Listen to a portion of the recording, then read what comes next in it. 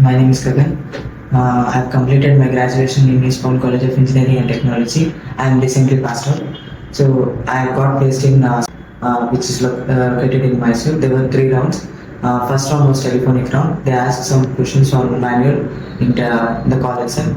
Afterwards, we had a face-to-face interview, and in face-to-face interview, they asked me about manual and automation questions.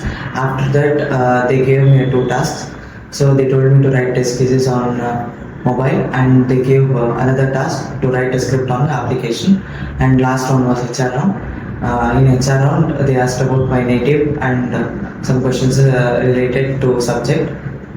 This is all about. So manual was taught by Shubham sir, SQL was taught by Ramakrishna sir, and Selenium was taught by Rajat sir, and manual grooming was taken by Sandanama. Thanks to faculties and thanks to HRs. Our HRs were Akshay sir and Samlama. They have supported me a lot and they have added me to many requirements.